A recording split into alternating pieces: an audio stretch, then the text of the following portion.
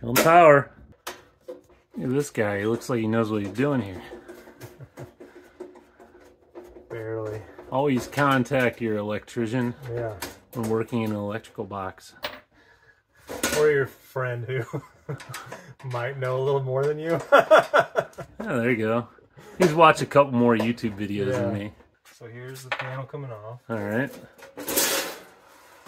We got this spot here that's we'll be able to stick this line down through. We just need to be careful. Nothing is hot on here except for right in this area where that power comes in, but it's all shielded. You have your neutral bar back there. It's also where you connect the ground wire, and then you connect your black wire, your hot wire, to the breaker. So got the wire in there nice and tight, and I'm just gonna lightly score the. It's a pretty sharp blade. Look at that. Score that. Pull that all the way back. Score. Score.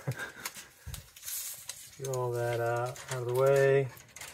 And then we should have a little bit extra. We wanted to try to make it look as clean as what the professionals did in here. Now they have everything, or at least the neutral wires, they have those all zip tied together because it was all ran at the same time. We'll just tuck our new neutral wire in behind all these black and red wires. I don't know if you've ever seen the inside of one that's not very neat, Greg. No. You haven't?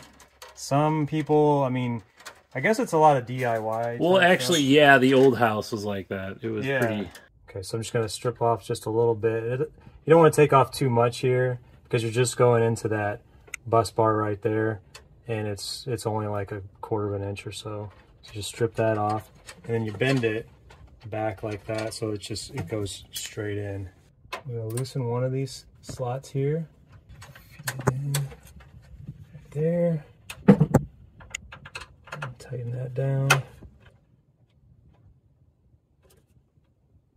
to the snug. Okay, so that's the neutral wire. So now we're going to do pretty much the same thing with the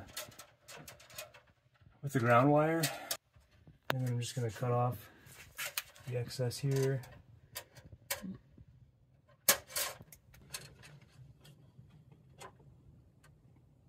And just kind of push these back out of the way. So now we're just left with the hot wire, and we had 3 spaces left here in your panel. So we went out, found the exact same style. So in our case, it's Square D is the brand, and we're going to do the same thing we just did with the neutral and ground wire, and just kind of estimate there, cut off the excess. Strip that wire back. Come on.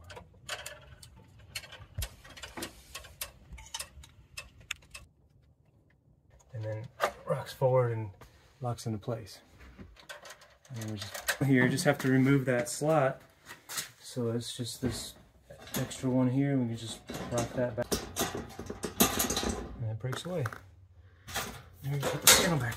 Hopefully this isn't the worst looking video because it's in the dark. I mean, this is actually a pretty helpful video for somebody. I mean, I feel like people can do this. There's a lot of intimidation when it comes to electric, and rightfully so, but as long as you get I mean, unless you're screwing around up here, but when we're adding something way down here, we're not actually touching anything that we run the risk of electrocuting ourselves. All right, so before we turn the power back on, we just want to make sure that new breaker is turned off because we don't have that completely wired up yet. That's just going to be in a junction box for now. I'm going to turn the power off to that one. If all went according to plan, main power should kick back on and we should have lights. And go ahead and test that to an extent. We could turn that power on, and the wires aren't crossed over there, so if you wanted to take your voltmeter and make sure that it has power and everything, you can at least touch. All right, here's the end of it. Let's see if we... All right, there we go. There's power.